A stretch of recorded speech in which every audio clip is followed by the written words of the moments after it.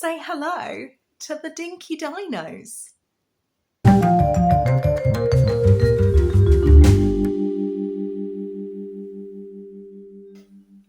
Hello and welcome to another video podcast style episode on my channel, The Midnight Diary.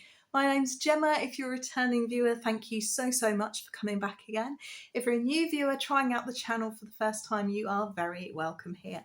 I think, as we are in April, and I'm 16 weeks, I think, into a regular weekly schedule, can say that I come to you every week with some sort of crafty offering, be it a 2 minutes to learn video for 2 Minute Tuesday, or be it a vlog style thing, or in the case of this, a more traditional, I've just thrown coffee in my lap, a more traditional podcast format where I take you through what I've been making behind the scenes in the last week or so. No B-roll, no fancy stuff, just me and you having a chat with a cup of something. I've got, it's one of my favourite mugs actually. It was bought for me by an aunt. It's called, and it's got called Bombay Duck or something is the brand. I don't know. I don't know anything about brands, mugs or otherwise, but I really do enjoy it. There's something like about a curved mug that feels much nicer to hold on to. I'm drinking coffee this afternoon. We're coming to you quite late. The sun is out because we're in daylight savings and it's lovely and spring feels like it's sprung, but nevertheless it is 5:30 in the evening, and I'm only just sitting down to talk to you because Bob and Eve decided, nah, not gonna nap. So we've had a chilled out afternoon on the sofa watching Dawn of Chicken Nugget. But anyway, I digress. So I've got 4 finished objects for you this week, which feels a bit odd to have that many. I don't often. Although I say that, and I do seem to keep producing finished objects this year as well. So we'll just see how long it lasts and go with it. I've got 2 works in progress. I've got some plans, and I've got some books and things to chat to you about as well. And some other, just general chit chat. So how are you all, first of all? I hope you've all had a really nice Easter holiday / spring break situation. Wherever you are, whatever you celebrate, I hope you're having a lovely start to April, to spring. Easter Sunday was on 31st of March this year, because it does move every year. And yeah, it was actually nice. It was nice enough that we could have been outside for the Easter egg hunt, but it had been so wet and miserable the rest of the time that we just didn't. So we did it indoors, but I'll chat more about that later. I hope that you made the most of the long weekend, if you're somewhere which gets a long weekend, and got lots of crafting done. I got precisely no crafting done because it's Easter and kids are off school, and that means that the cafe I work at in Cockington Court is very, very busy. And yeah, so very little crafting done. I've been kind of coming home and falling into bed almost straight away. But anyway, all that said, I do still have 4 finished objects. Well, you can see 3 of them sitting just here above my shoulder.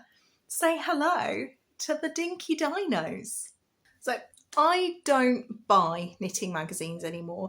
I've found that while they are great sources of inspiration, they are understandably expensive. They are, print media is expensive, producing it is expensive, the work that goes into it is a lot of work and it's very worthwhile. But I was finding that I personally wasn't wanting to make... It's rush hour now. I'm finding that I wasn't personally wanting to make any of the patterns out of them, and they were just languishing. So I decided to divert my limited crafting funds elsewhere.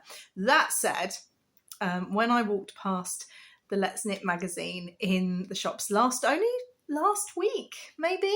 It's still in the shops now, I know, because my friend Marcus Fiberpunk has been out and bought one on his lunch break today to make the same Dinky Dino. So watch out for his versions. We'll do a who made it best, perhaps. I don't know. My work colleagues saw them in various states of construction, and I think there was genuine concern as to what exactly it was I was knitting at one point. So yes, very interesting. Anyway, I walked past and I saw these Dinky Dinos, and it had the bold claim, knit us tonight. And I did this a couple of years ago. There was a Knit Me Tonight penguin. And I thought, can I really knit this in the night? And I did the challenge. I wasn't doing the challenge this time, but I saw them. They come with the yarn, and I thought, why not? I have a little dino mad boy in my household who would love them. So here we are. I started off first with the Triceratops. Now, don't laugh too hard. He does look a little bit peculiar. He looks a bit like a narwhal with a headband on and legs. There we go. It looks like a nose, doesn't it? It looks like some sort of gnome. It's meant to be a horn for a Triceratops, but he doesn't look very Triceratopsy, to be honest. The picture in the packet, he looks more dino-like. I'm not really sure. Anyway, I've done it on a size down needles so that I could get a nice tight gauge, because obviously this is for a kid, and you don't really want the stuffing poking out. Having said that, I haven't done a very good job of stuffing him. So yeah, you do the body and head all in one, do the legs and sew them on. I'm not going to lie, I found them incredibly fiddly. And if it wasn't for my son, I probably wouldn't have done them. That said, they're quite quick, the little bits to put together and make together. I think I did this one in a couple of days, a couple of evenings of knitting, and the spots really annoyed me. I didn't do them for any of the other dinosaurs, as you'll see in a minute. The frill, I don't know, maybe I could have cast off differently or done some increases to make it sort of less rectangular and more frill-like. It's not very, doesn't really fan out as much as I'd like. But all that to say, it's an absolutely fine pattern. They were quite quick to make. My little boy's satisfaction was awesome, although much as is the way of toddlers, he saw the Triceratops, was very excited about the Triceratops, and then said, "Brachiosaurus now?" because he'd seen the pictures. And so Mr. Brachiosaurus came to join us. Now, he should also have spots, but I ran out of patience for spot knitting.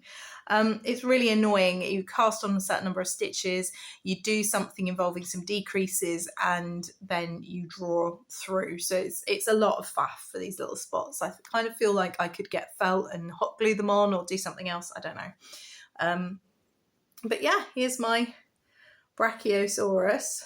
I think it's actually a Diplodocus, but Robin's decided it's Brachiosaurus. One of them has a longer tail than the other, and this obviously has a very short, stumpy tail.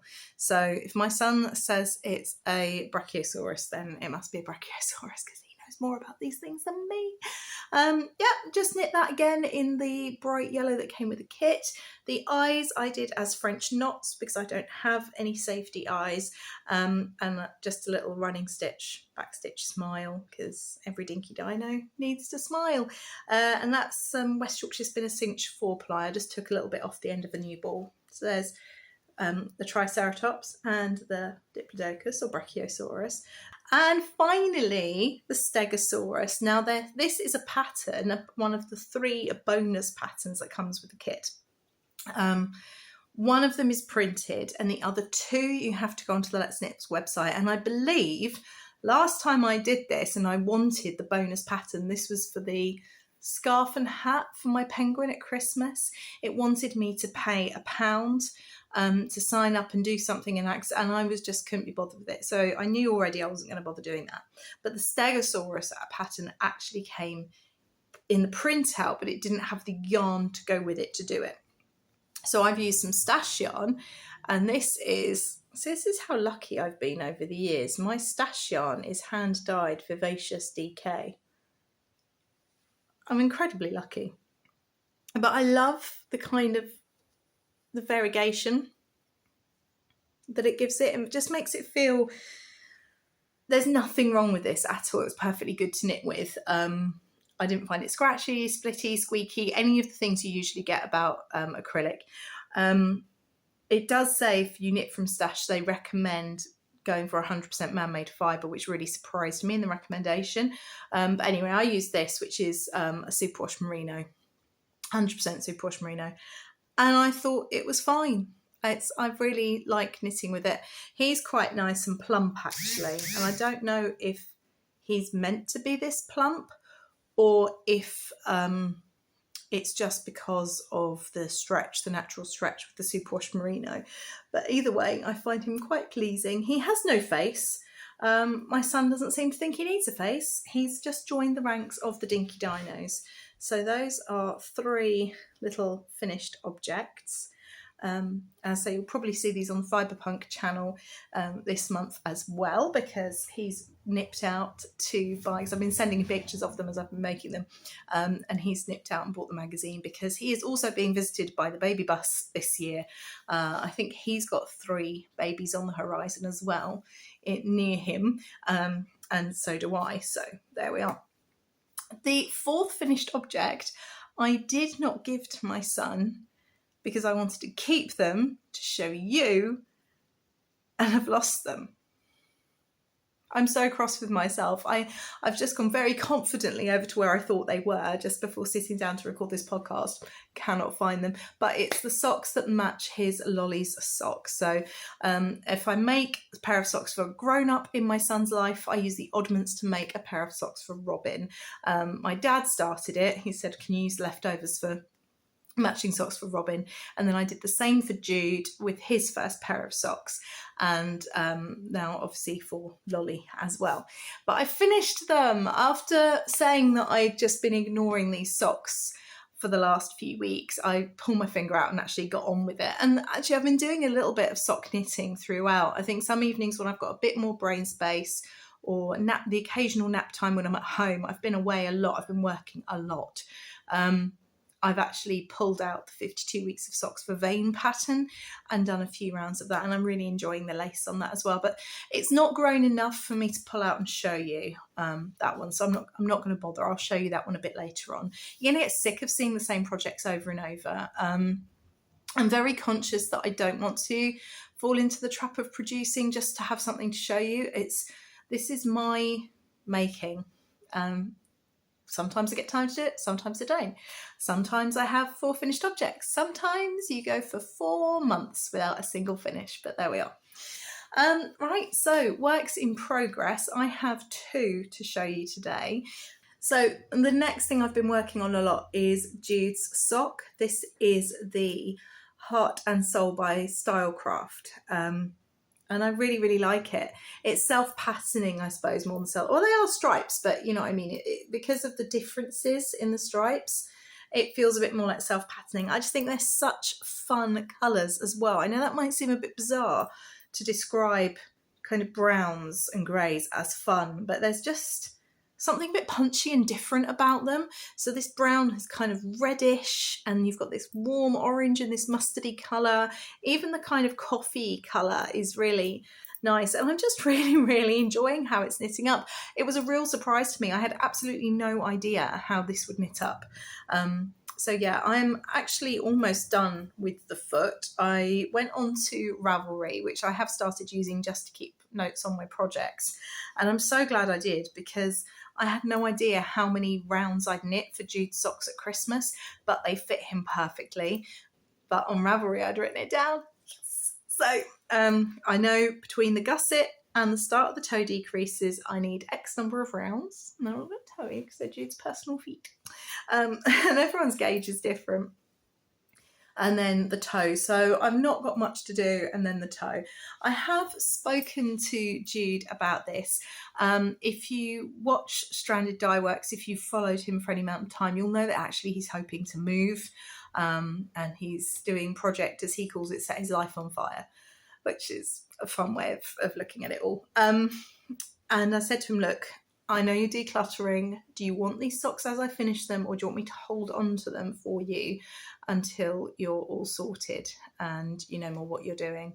And he's asked me to hold on to them at least until his birthday, which is in November. So I am now quite happily planning the rest of the sock yarn that I've got in stash that's earmarked for him, thinking I'm going to have a nice box of socks to send him. Won't that be exciting? So there we are. Look at that. I really like that.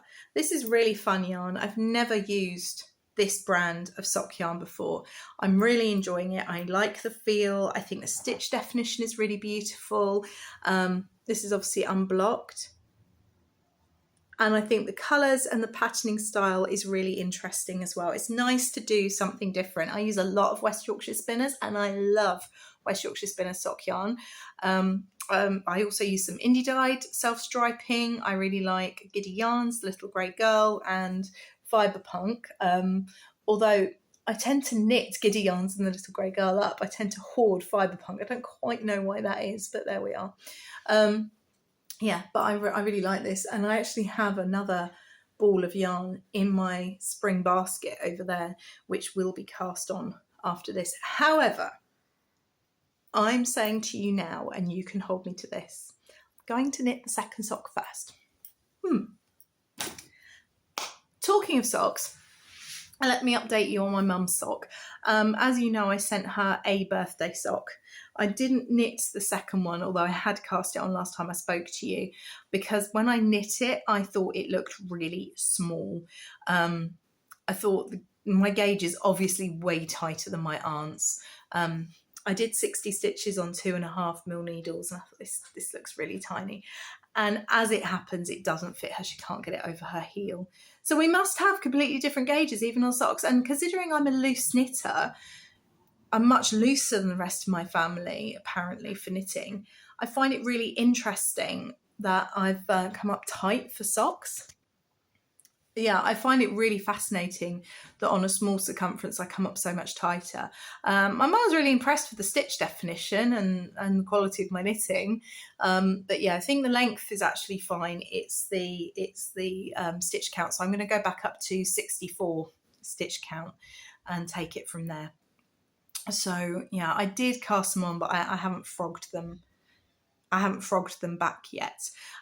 You might be able to hear some squawking in the background. I'm not sure if my phone will pick it up, but my husband is entertaining Robin in his bedroom because Robin didn't nap. Ooh, keep the tripod. Because Robin didn't nap and I didn't get a chance to chat to you this afternoon, he's wrangling him upstairs so I can have some quality crafty chat time with you lot. Right, the second work in progress is a new cast on. I shared the swatch for this with you last time, and it is the Cable Baby Sweater by Not Enough Knitting. I'll put a picture up on the screen of it again because I think that would just make life easier. I'm trying to find the front. There we are.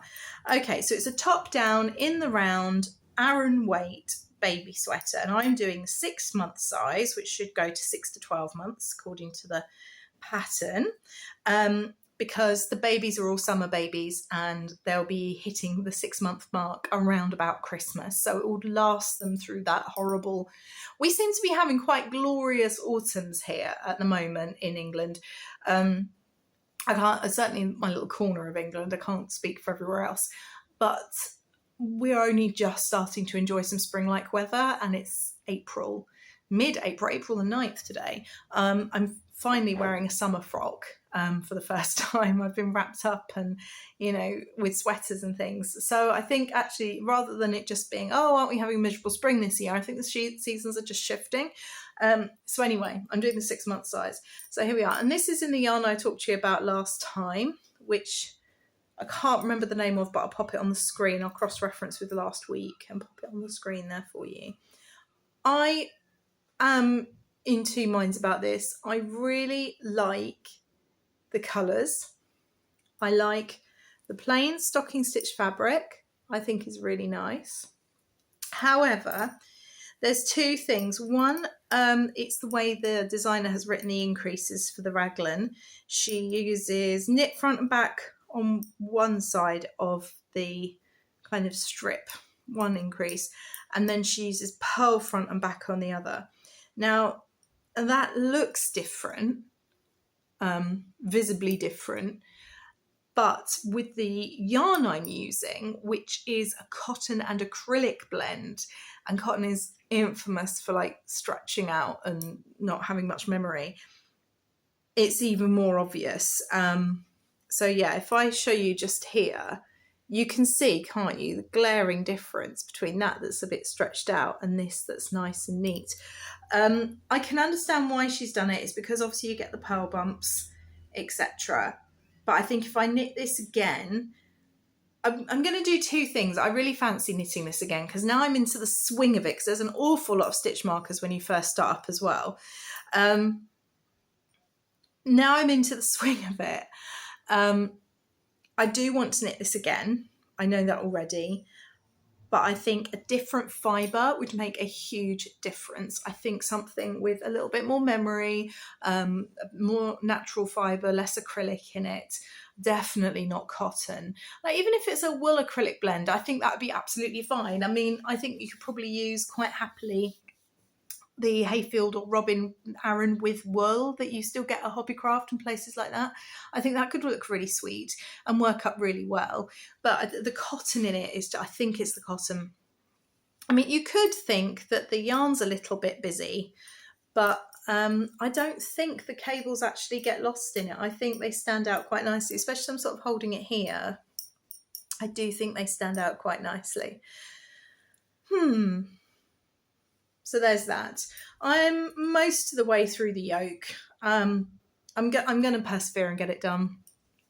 I've got the yarn. I might as well. So yeah, that's it. That's what I've been making.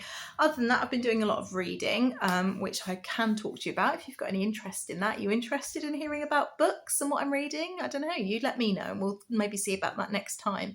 I've got some more baby knits on the horizon.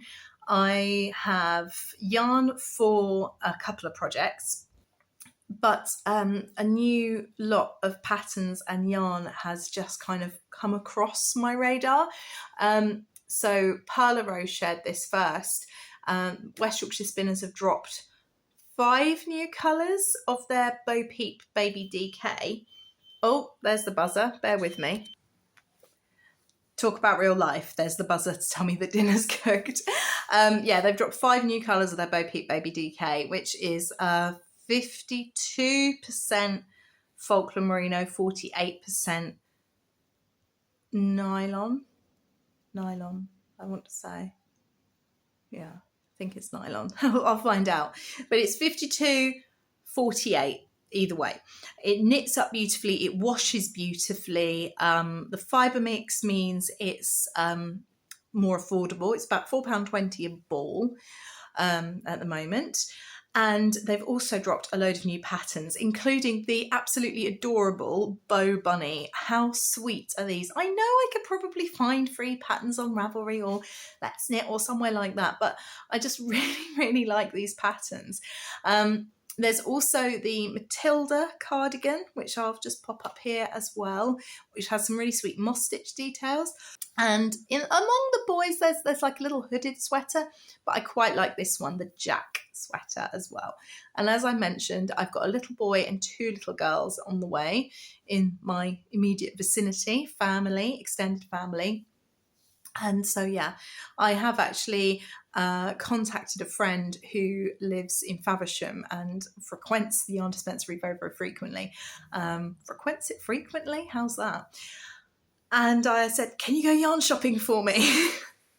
Because even though I know West Yorkshire Spinners has good photography, I still like the reassurance of having seen the yarn in real life. I don't know if anyone else feels that way. And I know that's deeply ironic considering I did the photography for the yarn dispensary for years and obviously done the photography of my own hand-dyed yarn. I know that's deeply ironic, but there's nothing quite like shopping in real life. And so my friend Debbie was like, yep, okay, great. So I told her how many balls I needed, and I want to do 3 Bow Bunnies, and I don't want to buy any extras for their jackets and things because I'm hoping I can get that out of what's left over of the garment yarn. But yeah, because I'm doing 3, I'm buying 1 less ball to hopefully, because you don't know how much it goes into the 3rd ball of these projects. It might only be 2 and a tiny bit, and then I can use that. Yeah. Do you see where I'm going with this? I'm being a little bit frugal. Yeah, so she went in and priced it all up for me and chose some lovely colours, and I trust her completely. So I need to decide whether I'm going for all 3 or not, because, you know, even at £4.20 a ball, I'm looking at 70 quid for 3 baby garments and 3 toys, which when you split it out isn't too bad. It's what you're spending. 3 children, 22-ish, £23 on each baby, which isn't too bad, but they're all at once. That's the thing. So I'm going to raid my stash and see what else I've got that I can use for some of it. But I'm definitely, I've bought the patterns already. No, it came to 10 quid for the patterns. And I'm definitely going to be using some of those colours that Debbie picked out for me because they're just so beautiful. And I'm going to get them shipped from Kent, from the Underspencery. So that will be happening at some point. Yeah. Having said that, the car has just failed its MOT, so I might not be buying any yarn at all. How's that for real life? I'm going to wrap this up. I'm sorry it's been such a whistle-stop tour and I haven't really had a chance to chat to you properly. I'm loving chatting to you in the comments, and thank you so much for your recommendations on baby knits on my last episode. I actually really have enjoyed going down rabbit holes looking at them, and someone mentioned OGE knitwear design. Love those patterns. I'll talk more about patterns that are on my radar perhaps next episode, both for adults and for children and things like that. If you've got anything you'd like me to cover, then do let me know below. I hope you're having a lovely, lovely start to April. Spring finally here in the Northern Hemisphere, and I will see you again very, very soon. Oh, and if you're the person who won the Emma Homans embroidery stitch Bible encyclopedia book, it's amazing. Thing sounds really disparaging. It's a really amazing book. Please get in touch. If I don't hear from you by the end of the month, I will be redrawing that prize. All right, take care. Bye.